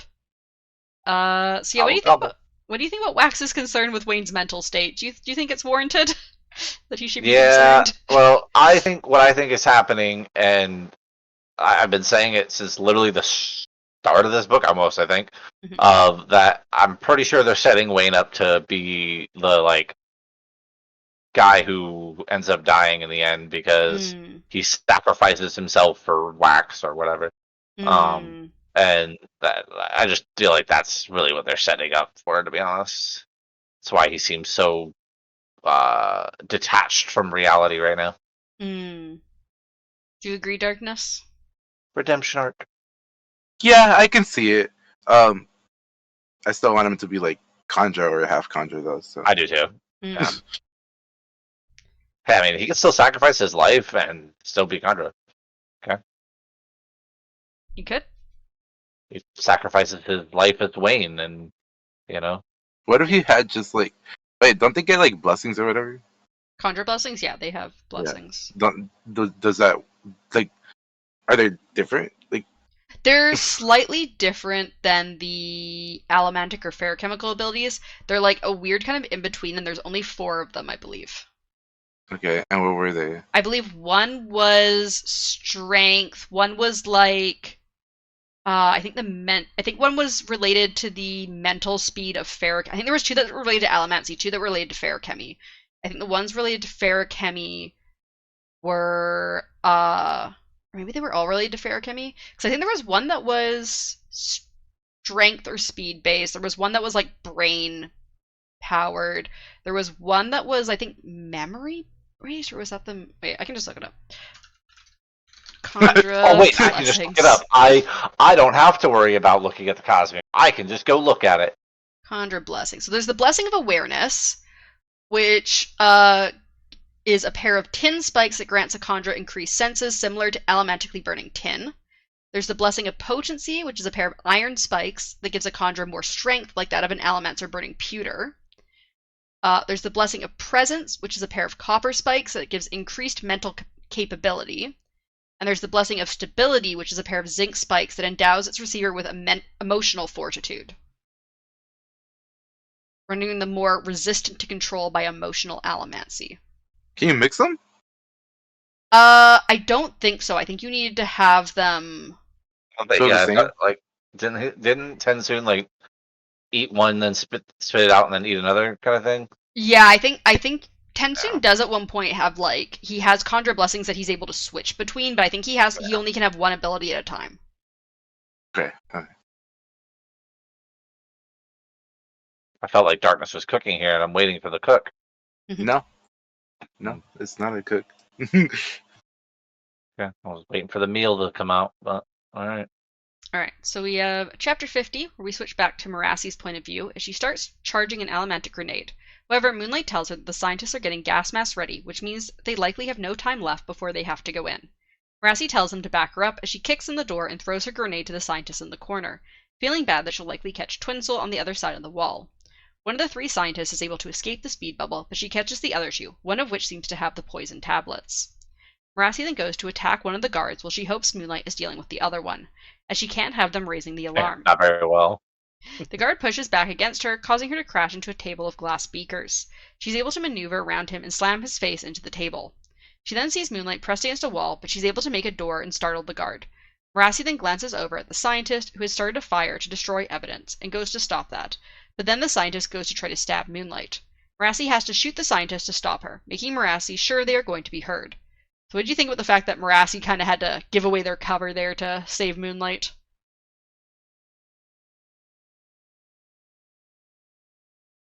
I don't believe she had to.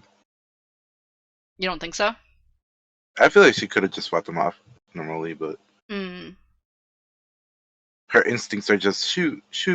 Because Yeah. she hangs out with who? She hangs out with who?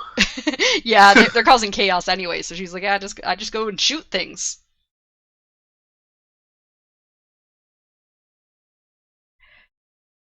So Moonlight is able to take out the final guard as Merassi aims her rifle at the 2 scientists stuck in her slow bubble while it drops. As the scientists surrender, Twinsoul comes in and Moonlight explains what happened, blaming herself for Merassi having to shoot. Merassi, however, says it's her fault and also that the fire burnt the notes that the scientists had. Moonlight, however, states she can fix the book with what is left, so she pockets the burnt cover. Moonlight and Twinsoul then mention how they are worried about Autonomy's army coming for them through Shadesmar. They're worried about Autonomy being able to create a perpendicularity on other planets in ways that defy understanding. Merassi then goes to the prisoners and introduces herself as an Ellendale constable. She finds political opponents of the mayor of Bilming trapped there, and one newspaper writer gives Merassi a notebook of notes she had been able to take while in captivity. They then hurry to try to help the captives escape, but come across a large number of soldiers just outside the building.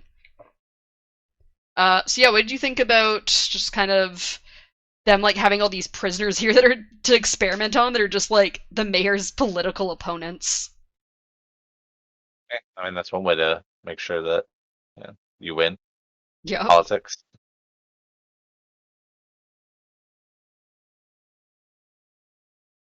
What do you think about that, Darkness?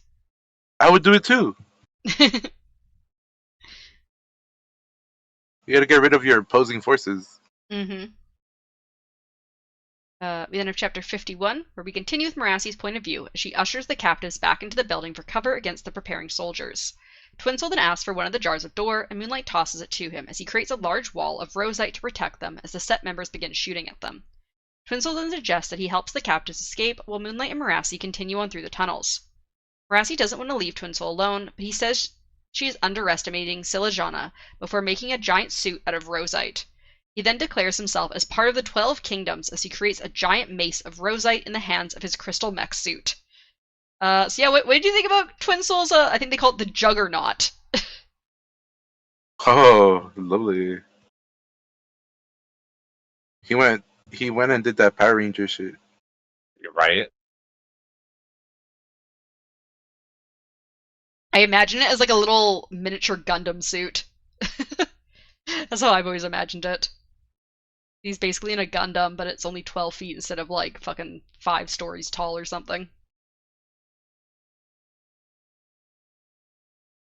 Yeah, I mean, it was definitely really cool. Yeah. So some soldiers flee while others try to shoot at him as he tells them they will not be granted rebirth for many centuries if they fight him while he tries to protect the innocents and help them flee. Moonlight and Marassi quickly tell the captives to arm themselves as best they can and follow Twinsel before they hurry off in the direction of the community. As they continue to sneak down the tunnels, following signs to the community, they hear some noises behind them and start to hurry a bit faster. So do you think Twinsel is going to escape with the captives? Yes, because Twinsel is insanely amazing. Oh my god, Midnight, why would you ask that? What do you mean? Now I'm just picturing him getting jumped as soon as they get up there. He's got a full jar of door. He'll be fine. No. He's an old man. Yeah, but he's got Silajana. Silajana, you don't know what they're like. Don't underestimate Silajana. Who the fuck is Silly Jana? Silajana is the Aether god that gives him his abilities. Silly Jana. Who the hell is Silly Jana? So we go That's to her check name? Silajana. Yeah. Silajana. Jana. Oh, who the fuck is Janae? Silajana. Anyways, Anyways, chapter 52. I'm not remembering how to spell that shit. It's really easy to spell Shilajana. Yeah, maybe spell for it. you. Shilajana. No, I meant you say it out loud. Spell it. Silajana. Then wrote it down. Look, it's a bit of a tongue twister with all the A's. You could have just exactly. You could have just copied and pasted that. You didn't even know how to actually spell Chapter it. 52. We switch back to Wax's point of view as he and Wayne wander down the tunnel. Wayne was storing health, mentioning that he was trying to get as much as possible between fights since he was running low, and he was worried he might die from a shot at some point. They get to the end of the tunnel that dumps out into the ocean, and they can see warships in the harbor beyond. There's also a ladder up to a hatch, and when they go up, they are in a street near the docks. A door slams shut nearby, and Wayne points out which one it had been. They duck for cover as gunfire begins, although no aluminum weapons, which makes Wax think they might finally be getting ahead of the set. Wax then pushes back on the next set of bullets before giving an extra strong push while increasing his weight to rip off part of the wall of the building by the nails. Wayne jumps in and begins fighting the gunmen in there, and Wax shoots down some of the other ones. He then sees and hears 3 trucks drive off from the building. Inside the lab, it's obvious that the people had hastily torn apart the lab and thrown everything into those trucks before driving away. Wax decides to follow the trucks, whining the answers that are inside them.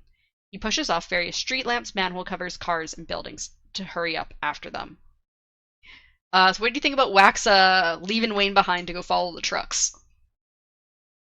Terrible idea. They never should split up. Or better They together. always end up splitting up. It's so I stupid. do. They're always better together. I don't understand. Because Wayne can't fly. Well, that sucks. Maybe you should help him figure that out. Get him a jetpack. Or literally help him fly somehow. You know? Wayne can definitely fucking just buy a jetpack. Yeah, he has the money for it, for sure. Wayne can An airship. Buy something. Wayne can pay that inventor girl to make him a jetpack. You're so right. So Wax eventually begins to catch up to the trucks, but they open up a hatch in them and begin firing aluminum bullets from aluminum guns. He dodges them, but begins to think the trucks are taking too obvious of a route. He stops pursuing them and begins following perpendicular to them, using buildings as cover. He then spots the 3rd truck that had left the other 2, hidden in the streets with regular cars and vehicles. The people in the truck notice Wax and begin to drive quickly towards the highway to try to escape him. But he pushes himself into the side of the truck to grind it against the side railing of the highway. Once the truck slows, Wax shoots at the men inside of it and then checks the inside of the truck, but it's a decoy. Wax pushes himself high into the air, easily spotting the other two trucks, but then thinking they are likely decoys as well. He soon spots a fourth similar truck making its way through side streets, and he begins heading for that one. He flies through the city in a way he never could in the roughs, running through buildings and leaping off of balconies. People from the truck begin to shoot at him, but he shoots back and is able to briefly see into the truck. It isn't empty, but also doesn't have the bomb, but Wax thinks that will have to do. As more bullets flew at him, Wax uses the tunnels under the city to get ahead of the truck and then increased his weight incredibly and stopped the truck, causing the front to crumple. So what information do you think Wax is going to find in the truck? Do you think it'll be anything important? The missing women. The missing women are in the truck? Yeah, totally. Damn. Absolutely. Honestly, when they were torturing those people, I thought that's where the women were, but... Me too. I'm still waiting for those goddamn women to be. I'm waiting for where the hell they are.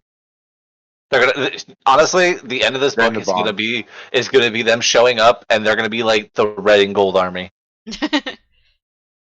Yep, that's where they were at, guys. Also, I'm so distracted right now. Someone's like barbecuing hamburgers outside of our apartment or something. It smells so Go fucking crash good. your party. I'm so hungry. Go. Oh, hey, speaking of hungry, my nachos here yet? No, they just got picked up. Okay. I think the women are the bomb. The women are the bomb? Ooh. Interesting. Good idea. So then we have our final chapter, chapter 53, where we switch back to Marassi's point of view as she and Moonlight are being chased by something they don't think is human. They try to rush quickly through the tunnels, avoiding the workers and scientists who are frantically rushing. It's the cat that Wayne threw at the tree. However, Marassi notes that the thing chasing them also seems to be hiding from the other workers. Eventually, Moonlight grabs them some lab coats so they can blend in easier and not need to hide every time they hear someone nearby. After a while, Marassi begins to hear the mayor's voice over some speakers, reassuring the people here that they are ready for the invasion and they will be fine.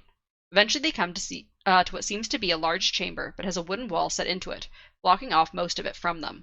Marassi and Moonlight hear the creature following them, so they quickly hide behind a wall as a dog-human hemalurgic monstrosity enters the room. The creature howls, and dozens of other howls follow from further in the tunnels. So do you think the set has made other creatures with hemalurgy, or do you think this is their only success considering how difficult it is? Horse, horse, horse, horse, horse, horse. I believe it would be only this. Mm. They made werewolves. Moonlight quickly gets them into a room using her door stamp, which keeps the creatures away from them for now. Marassi then glances out some windows into the large cavern and sees a town made of neat rows of houses. The floor of the cavern is painted to look like grass and flowers, and there are also sculptures that imitate foliage. Moonlight also notes the windows are one-way glass and that the people don't seem to have heard the mayor's message, as they seem too calm. So what do you think about the community? Were you expecting an underground town? No. Not even close. But maybe this is where the women are. Oh my god. Maybe. Just hanging out in this underground village. They're actually all just chill. They're having a great time. Yeah, probably. Or maybe they're being used as breeding stock for the future. Maybe. Breeding stock for That's the what future. the theory has been since book 1. Yeah, but this is not for an Allomantic army. This is just for, like, survival. Mm. Yeah, because they're going to blow the whole world up, so, you know. So they then come up with a plan where Moonlight will use her essence stamp, although she is worried that it may be a bit more permanent than her other stamps, but she has been waiting to try it. Marassi suggests that Moonlight can make a door so she can go into the community, and the set members may assume she disappears with Moonlight, as Moonlight is able to do that. Moonlight then dips her door stamp into the pure door, very confusing, and creates a door. She dips her door stamp into the pure door and creates a door into the community for Marassi, stating it will stay longer because of the door. Moonlight then gives Marassi some coordinates and a map to tell her once she transforms, and also states that she may need an explanation as to why she needs to fight the set soldiers, as she won't have the same memories. Marassi's a bit shocked by this, but doesn't have time to process as Moonlight stamps herself and begins to change. So what type of person do you think Moonlight is changing herself into? So I know Mick has a huge theory. I have a huge fucking theory. Should we do darkness first quickly before we get into first? Darkness first. Alright, darkness. What do you think Moonlight's turning into? You guys are pressuring me. So she says specifically that she's making herself be someone from another kingdom on her planet, I believe. Which I It's will the say I Atlantean didn't planet, catch. right? Yeah, so they have. I was explaining this to Mythic earlier. Is they have the Elantrians. They have the one guy who can do dance magic. That one. They have the bone priests, and then they also have the different bone stuff from her story, which is the guy who makes like skeleton creatures. I want it to be the dance magic one. You want dance magic? Yeah. All right, That'd be Mythic. awesome. You want to go into Okay, your So, theory? so my theory started. I didn't even, like I said, I didn't even realize what she said or anything. All I knew was she's turning into some other person. And my whole thought was that she's been hanging out with these two different people from different places. One being a Lantrian, the other being some magic crystal person that we have no idea about. And my whole thing got kind of pushed to the Lantrian because she before it was like she would research things to learn to how to make a stamp to do all these different various things for the one guy. So I thought, well, maybe she has to research, she has to hang out with these people. So researching these people that she hangs out with, and I kind of swayed away from the crystal guy because we don't really know a lot about their world. So it would be very weird for her story wise to just been thrown in and be this crystal wielding insane person like Twin Soul. So I think she's going to become an Elantrian, and she's going to be the most badass Elantrian ever. And then it made me think about all this other stuff of like, well, if she could do it, could uh, wow, I'm gonna say Wit because I always forget his actual other Hoyd. name. Hoyd, thank you. Hoyd, yep. Yeah, that why couldn't Hoyd just also get the stamp power somehow, and then he could become an Elantrian, and that would make his trifecta. So Well, he'd need to have a closer connection to that planet. to what? I mean, I don't To know about stamp that. I think yourself. Because she we had literally says she's just going to a yeah, nearby but village. like I said, I didn't. Yeah, so I her, didn't her, get her that whole part. thing is, yeah, she's making it so I think she says she's making it so she was born somewhere else on her planet so that she'd have access to other things. But why couldn't you make yourself born on the planet that Twin Souls in? It's the same reason why stamping other people won't work. She There wants has to to be a waste it. certain degree of, I think, like relevancy. Like Knowledge of the less Yeah. the less likely something is, the harder it is for her to make a stamp that would actually work. So I think she's just maybe doesn't have the ability yet to make that difficult of a stamp yet. Okay. Like, I think it might be Midnight. possible. Then I have a question for you. Yes. Okay. Could she stamp Stick and make him fire? Yes. I think I mentioned he's in always the been last Stick. episode saying that soul casting is very similar to the stamping. But he's always been Stick, so Yes, but could never be anything else other than Stick. she could make him Stick, just Stick, like Yasna could make him fire. Shai could Yasna make him can't make fire. him Yeah, fire. can make people smoke. Yeah, exactly. She could make Stick fire. Shalon just wasn't very good. Shalon wasn't very convincing. Shalon failed to make fire, but Yasna could definitely make fire.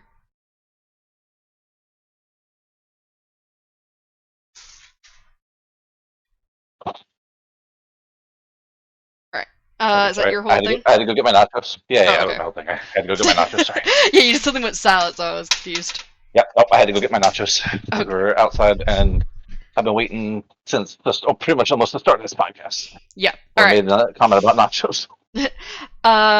So now we're on our overview questions. First of all, do you think Wax and Wayne will be able to stop the bomb? Yes, I think Wayne's gonna sacrifice himself. But is this our last episode? No, there's two Coming more up? left. Oh, okay. I still think Wayne's gonna sacrifice himself. Maybe just not this next episode, but maybe the last one. The women are gonna Wait, be like actually, misborn, go ahead. and they're gonna like deflect the bomb. I see. Ooh. They're like the X-Men. What are the chapters for both? Like how many? So 1, 2, 3, 4, 5, 6, 7, 8, 9, 10, 11, 12. There's 12 chapters next episode, and the final episode has 1, 2, 3, 4, 5, 6, 7. 12, 13, 14, 15, 16. However, 1, 2, 3. However, 7 of those chapters are epilogues. There is 7 epilogues in this book. Epilogues 1, 2, 3, 4, 5, 6, 7. Damn. So half the final episode is basically epilogue. Okay. Well. So there's basically an episode and a half left of non-epilogue stuff. So maybe he dies in this. I don't know. Maybe he dies next episode. I don't know. But I still think Wayne. I definitely think Wayne dies, sacrificing himself. Yeah. Also, if the bomb does go off, so say that is what happens, do you think Steris, Reddy, and the governor will be able to evacuate the city and save at least the majority of the people, or at least evacuate most of the city, not. whether the bomb happens or not? Absolutely not. No, you don't think they're going to be able to do it? They do evacuate even if the bomb happens or not. You think they do evacuate, Darkness? Yeah. Because it's Steris? Yeah. Our plans are just too good. I feel like Steris dies though. Oh, you think Steris dies? Yeah. Damn. I don't know. I got that feeling when she was talking to the council. I was like, well, she seems like the type to sacrifice herself, just like Waxwood. Do you think Marassi will be able to stop Autonomy's army from invading? Who's Autonomy? I'm joking. No, they're still gonna invade. Do you think she's going to stop the army? I don't think they need to stop the army. I think there's going to be a looming threat. Do you think Marassi's going to properly join the Ghostbloods by the end of the book? Yes. Darkness? I mean, like, I low-key want the Ghostbloods to be like an open known thing in this world. So I'm gonna say technically in the way that it's gonna be like announced. Mm-hmm. Because you can only stay back and work in the shadows for so long before you have to, Yeah. make it known. I don't know. Darkness banks are run by the shadow government. So I actually run all the world banks. I didn't say am the the shadow midnight government. I didn't say the midnight government. I said the shadow government. Midnight government has like $12 to its name. No, that's not true. I'm buying a bigger place. Oh, so you're definitely gonna have $12 to you. That's true. Honestly, I'm fucking broke now, dude. But anyways, next episode we will be doing chapters 50. Perfect time to shill our Patreon. So next time we will be doing chapters 54 to 65. As I said, it's going to be the second to last episode, so I think we're going to be getting pretty close to the end of the Sanderlanche through next episode. Honestly, we're probably going to end up on another cliffhanger. I apologize in advance, just because of the... Wait, we have when does the Sanderlanche start? I'm pretty sure we've already started it a little bit. I think we're like right at the start of it. There's no Sanderlanche here. Pretty sure we're right at the start of the Sanderlanche. Nah. But yeah, so we're going to do that, and then thank you so much to our Patreons, Hubris, Calden Dies in Book 3, Kyle, and Danny the Spoon Lord. We appreciate you guys very, very much, and we will see you next time. Bye! Bye. Hey.